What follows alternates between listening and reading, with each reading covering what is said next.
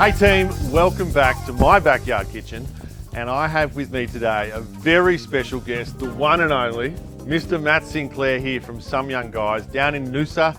Has to be, hands down, one of my favourite chefs in Australia.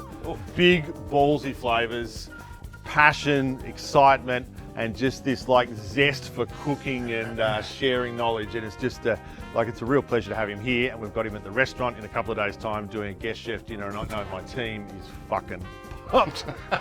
So anyway, big guy, what are you going to cook for us today? Mate, this is a little number that's going to straight off the Nunu Some Young menu. This is sort of something that we only ever do for either a special event. We did it with Louis from Stanley when he came up to Some Young. So basically, it's a sago dumpling. So normally you would associate like the sago, the little tapioca pearls, with like a sweet, creamy dessert.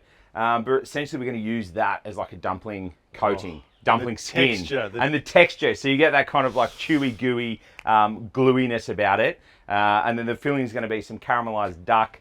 I think traditionally they do it a lot with pork mince. I'm pretty confident it comes from like Lao, all right? But I think the duck just goes so well with like some serious sweetness from the caramelized palm sugar, peanut, some dried shrimp. So a pretty simple base. But then like it's that style of Vietnamese cuisine where you've got that textural contrast from the skin itself to the caramelized filling, the lettuce, the herbs, the sauces, putting it all together. You're speaking my language, big man. Lip smacking. All right, so I'll kick it off. Yeah, we're going to go. Show on the road. All right, so I'll start with like a ginger garlic paste. So we're just going to go in there with a few cloves of garlic, peel up the ginger, give that a bash, and we'll start frying it off. Yummy.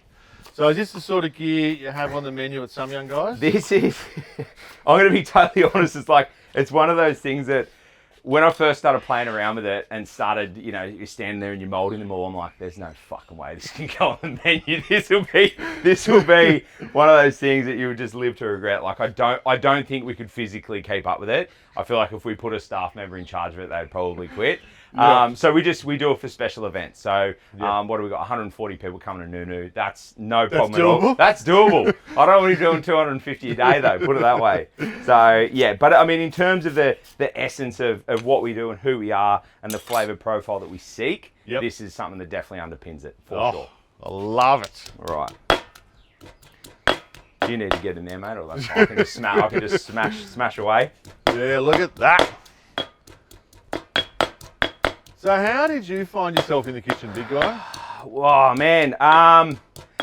Look, I'm from a hospo background, so I've been in hospo since I was 14, but I started out the front. Obviously, I did my time out there, but I guess I always just gravitated towards the kitchen. All my best mates were always chefs. I leaned towards that. I had an obsession and with clinging onto them and wanting to ask them questions and I guess like sort of just in private in my own time, just develop that skill set at home. That was like my escape. That was my, the time to just withdraw from what I was doing for a job and really kick into what I loved doing and what was my passion. And that's awesome. Sort of how I came about it. And then, obviously the first time I met you was on the show, was on MasterChef. It was a long time ago now, though, buddy. Long time ago. So yeah, that was the first time I met you. That was probably the segue into it. Yeah. But I feel like it was inevitable. No matter if I'd gone onto the show, I was going to cook. I was definitely going to cook. So what have we got All right, there, buddy? so just got a little bit of oil in there. You're gonna have to forgive me because I don't cook over this stuff very often. That's all right. I feel like that'll be hot enough. I reckon it's gonna be. Get there. And so, do you love cooking for others? Is there a... Yeah, that's where it's at, isn't it? Yeah. You look at your backyard that you've got set up here. This is purpose built to get the crew together, get the beers flowing, get something in the oven, get people around. Exactly. I think it's the food is sort of it's that focal point, isn't it? Where you're bringing everyone together. It's the reason why people gather. And that's when all the good shit happens. Do you know what I mean? That's exactly right. And I talk about this all the time. Like, I used to think it was just the cooking, which I love. Don't get me. I cook every day regardless. And but I realised that the reason I was doing it is it was the alchemy behind human interaction. It's like people coming together, crew talking, laughing, having fun, sharing stories. That's the biz. That's where the magic happens. That's exactly right. You can stand at home, you can cook all day long by yourself, and don't get me wrong, there's times like that are you learn a bit about yourself and you really can chill out and get into it. Yeah. But it's those times when you get the right people in the right environment with the right food that it just goes to another level. So what do you got there, mate? So we've gone in with the duck mince, right? So you can see with the garlic, we sort of just push it past sauteed. You get a little bit more of that nuttiness, that caramelized flavour in there, a little bit tacky. All right, so we're just going to fry that off. Try and render out a little bit of fat. The duck mince isn't too fatty, which is good. So you want quite lean duck mince? I reckon. Yeah, it's better. Like so. Get on those titties. Essentially what we're doing, we're just going to cook that off.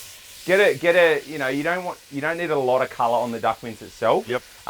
Because we're going to go in then with the palm. We're going to take this out. We'll go in with the palm sugar, create that caramel, and then back in and sort of cook it down and reduce it almost to like a sort of toffee-like, so you get that real intense sweet filling. We're going to go with a little bit of white pepper as well, just that little bit of warmth and heat. Here we go, bros. All right. Careful dialing that out. Things will get a bit spicy otherwise. Oh, there we go. The wind. There we go. Now, you and the Some Young Guys crew are really tight. Like, you're a tight-knit posse. Yeah. What's that all about? Did you grow up together, or where did you hook up? Mate, we all linked up working at Bistro C. Yeah. I mean, if you've ever been to Noosa, most people in Australia are pretty aware of Bistro C. Yeah, that joint pumps. It's an institution, you know what I mean? It's like a Nunu. It's like the Nunu of Noosa, pretty much. So that's where we all met. The two boys were in the kitchen, Mo and Jezza, and myself. I was still out the front at that stage. They called me I was their favourite waitress they ever had. That's what they used to tell me. So so that's where we linked up, and that was 13 years ago. Yeah, so we go way back. So we'd been mates and been work colleagues for 10 years before we opened Some Young. And so was the plan even before the show to do the gig together and open a restaurant? It was like with Mosey. Yeah. I think we definitely had that plan straight off the bat. But then I think, we went and did the markets, and then I think sometimes you got to do something to learn that it's not what you want to do. Yeah, absolutely. And then you get to that point, you're like, fuck, nah, this is not what I had in mind. This is not what we imagined. I'm not feeling the spark like what I thought I was going to. Yeah. And then we sort of went back to the drawing board and went, I think we need to go bigger. We need to like sort of really, I guess, have a bit of a dream that's going to scare us a little bit. So we knew if we were going to grow and take on a bit of a bigger dream, we needed a bigger crew. And you need that bricks and mortar, I reckon. Like it scares the shit out of you. Yeah, totally. But because there's that commitment. It's like, well, there's no walking away from this. Yeah. Which I think is probably what scares a lot of people out of going through with it. I can understand that. But you never look back. Yeah, totally. Because when it's your balls on the line, you make it work. You make it work. It has to work. Yeah, you got to cook. You got to make it work. So I'm just gonna see how this works. Oh, you're right. You right, buddy? Yeah. We're good? Yeah. All right. So I'll grab another tea towel. Put that to the side. Hang on, I'll bang that over here if you want. Put it there. No, I'm going to... Oh, you're going back in? Yeah, I'll go back on. So keep that to the side. I'll put that here. Now, in with the palm sugar. So... Righto. Going with the palm sugar. Going with a decent amount. And I think this is like... It's one of those things, isn't it, with this style of food, it's finding that sweet spot, pardon the pun, but to get everything and to know the levels of where everything needs to be at. So yes, it looks like we're going hard on the palm sugar there, but then you're going to balance it out with obviously the gluiness of the coating, and then the sharpness of the nuoc, and the freshness of the herbs and the lettuce. Like that's where you start to sort of rein it all back in. And we're having a laugh about recipes, which is the bane of my existence. Having a laugh about recipes last night. And I think that's also because a lot of this style of cooking is so nuanced and so about the actual flavour that you want to achieve. You can't really just do it by numbers. Well, a lot of people argue you can. I like to cook in a way that is me going, no, a bit more sugar. Off the cuff. A bit more salt. Totally. A bit more of that. And look, things like sugar and that, I guess they probably don't change too much. Yeah. But the saltiness of things, the acidity in limes, the heat in chilies, the potency of garlic, that's a moving target. Absolutely. So it's really hard to just sit there and commit. It's like, you hear a lot of the great chefs that say a recipe's a guide. Yeah. It's like that. That's the map. That's the map. That's the base ingredients. Figure it out from there. Whatever's delicious. That's always the that's the goal. Mate, the palm sugar there is getting pretty dark Nice and bit of colour on caramelised. it. That looks fantastic. All right. So here's our mince from before. Yep. Right. We're gonna go in with that. I love the colour on it. Sugar. Yeah. You got that dark amber in with the fish sauce. So sort of like deglaze the fish. Yep. So that's really been our only seasoning go in. All right. How's the smell? As soon as that fish sauce just bursts up, there we go. All right, and then just some roasted peanuts that we just roughly chopped up. Yep. All right. So that's getting pretty close. Have you got a little spoon there? Okay, let's have a look. Yeah, I got a spoon here, mate. I just want to see how this is. Bang that on Straight on there. Yep. You going in? Yes, it's going to be like fucking I was lava. going to say, your lips might stay together, bro.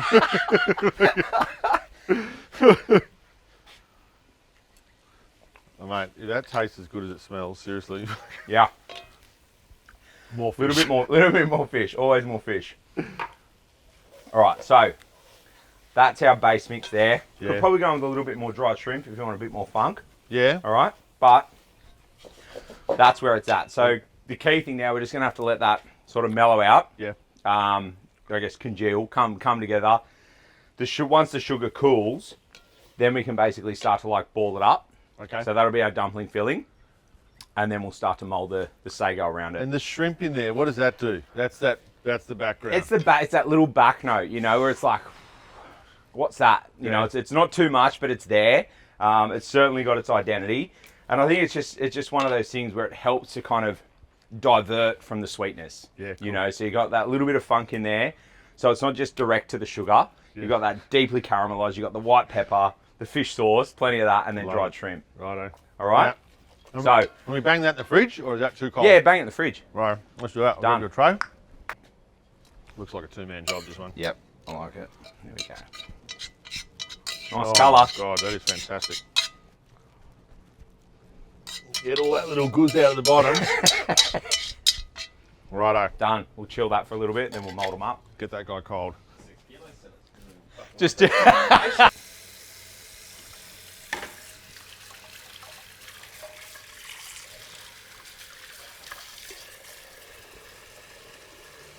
Where are we at, mate? This has come out of the chiller. yeah.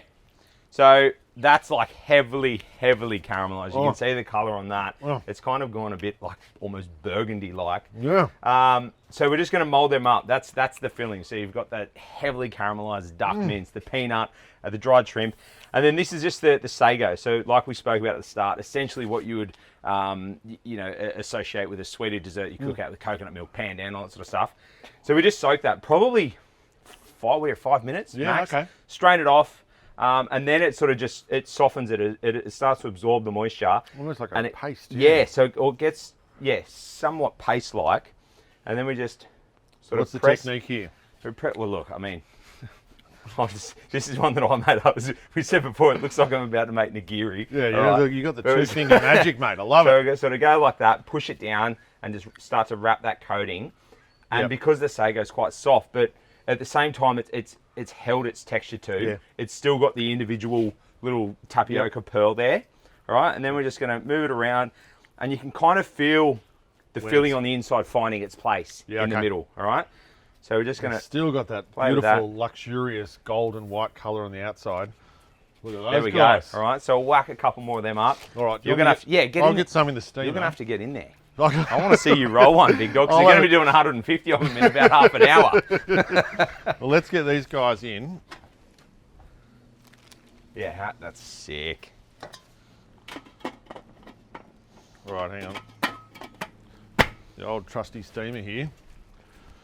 Righto, big guy, got to have a crack at this. All right. Have I got what it takes? So, we're going a bit of a flat patty. Yep. Sort of almost creating that bed of that dumpling skin. We've got this big unit. You know, I'll let you go that one, mate. Thanks, buddy. I'll stay on the little guy.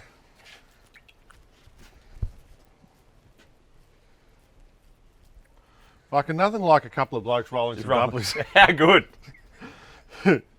Oh, So yeah, you You just got to, be mindful not to have sections too thick, because obviously that coating, once it's steamed, it does have that gluey texture to it, which, while delicious, you still need to have it consistent. All right, I reckon I'm onto something here, big guy. You good?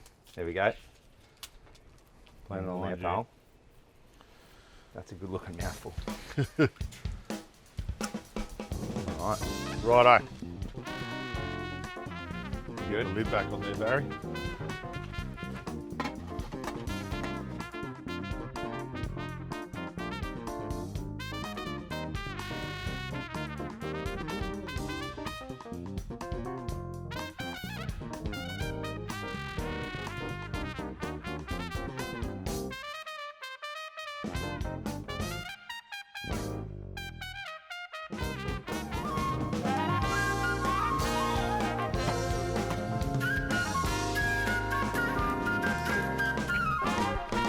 Mate, we're going to get this on the plate. What do you reckon? Here we go. So, what do you need from me? We've got some banana leaf here from the you backyard. sort that out.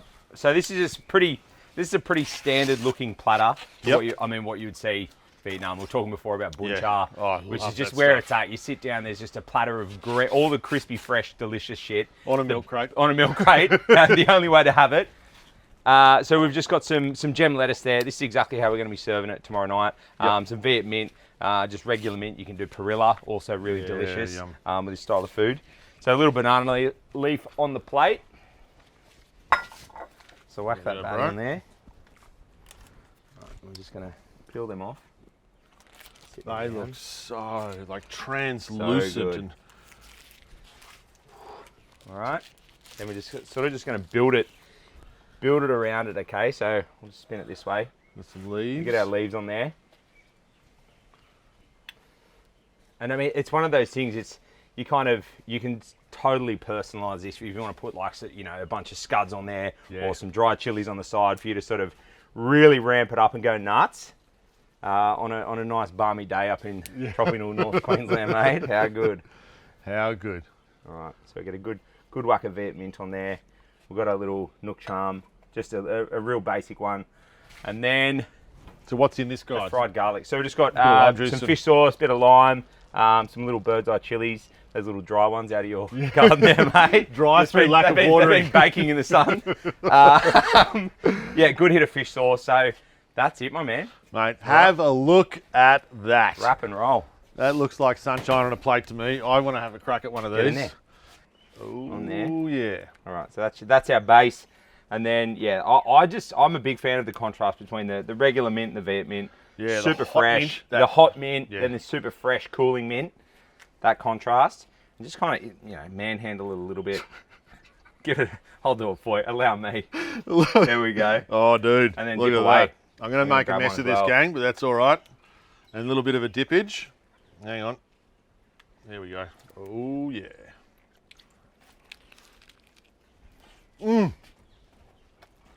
Good gear. Oh, my God. Oh. Just look at it. Oh. Just the contrast in that filling. Like, that's dirty, dark, delicious. The texture of that sago Yeah, it's is wild. so gelatinous, crunchy. The rich filling. And, it's surprisingly not sweet.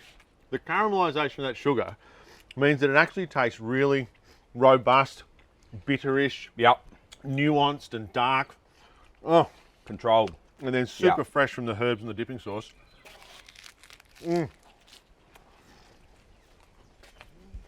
Give me that. Big boy. You reckon the crowd's going to enjoy that tomorrow Oh, the night? crowd's going to go mental. Finally got it out of my whiskers. Finally got it out of my teeth. That's a wrap, team. There you have it. Matt, bring in the heat, brother. So good, man. So good to be here. So great to have you here. Just a whole absolute punch in the face of flavour. Texture, flavour, great cooking, great Good gift for times. the calves. Good times, Yeah, mate. love it. Big man. I'll come back. Thank and dinner. you. Catch you soon, team. See you guys.